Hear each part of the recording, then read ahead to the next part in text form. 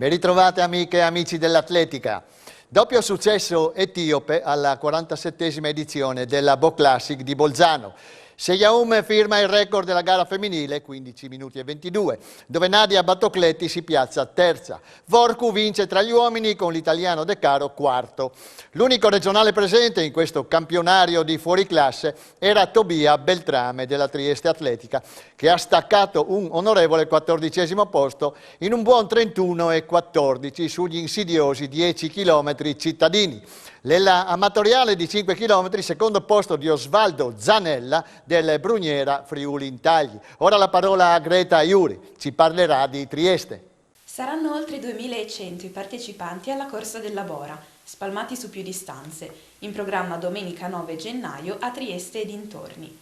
L'onore e l'onere di aprire le danze toccherà ai concorrenti della S1 Night di 80 km, con 2.938 metri di dislivello, che scatteranno per primi alle 5 del mattino da Basovizza.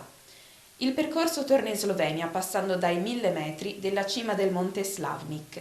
Da qui si torna verso la costa per arrivare al castello di Socerb e quindi sull'altopiano del Carso. L'arrivo finale su tutte le distanze è fissato al Bora Village di Sistiana. Anche la S1 Trail partirà da Basovizza, ma alle 7:30, per affrontare 57 km e un dislivello di 2130 metri.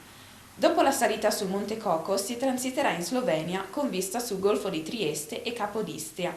Fondo roccioso e scosceso, terra, ghiaia carsica, per una gara che riassume le unicità geologiche del Carso. La S1 Eco Marathon prenderà il via alle 10 da Piazza Unità d'Italia. 41 km e 195 metri e 1280 metri di dislivello da superare. È questa una gara che, con uno sguardo al passato, ci vuole proiettare nel futuro per quello che offre. Una vista incredibile lungo un percorso chiuso al traffico e nel rispetto dell'ambiente. La S1 Urban di 28,4 km, dislivello di 910 metri, prenderà il via alle 11 dal Molo Audace in Piazza Unità d'Italia. È la sintesi perfetta del trail urbano con la natura selvaggia. Partenza a pelo d'acqua, ma con le montagne nevate alle spalle. Ultimi a prendere il via saranno i concorrenti alla S1 Half di 18,2 km, sia competitiva che non competitiva, quest'ultima senza obbligo di certificato, con 570 metri di dislivello e partenza dall'obelisco di Opicina. Dai monti al mare si viaggerà in un continuo alternarsi di terreno veloce con tratti più tecnici. Ai ristori della S1 Urban e della S1 Half ci saranno le prelibatezze dei produttori del Carso triestino, eccellenze gastronomiche che offriranno un'esperienza unica anche per il palato. Infine vanno ricordati anche gli atleti che il 7 gennaio sono partiti da Sella Nevea con l'Ipertrail e da Canal con il mezzo Ipertrail.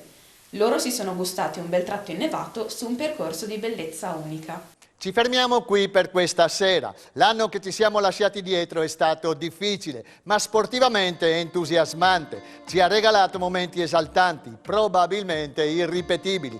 Siamo stati a fianco in decine di competizioni, dalla pista alle pedane, dai prati alla strada, dalle montagne ai palazzetti al coperto. Abbiamo raccolto immagini e testimonianze, spaccati del nostro sport a tutti i livelli, dai giovanissimi ai master. Vogliamo cominciare l'anno nuovo con una carrellata su quello vecchio. Noi, come voi, abbiamo un obiettivo comune: migliorarci sempre e guardare avanti. Buon anno a tutti!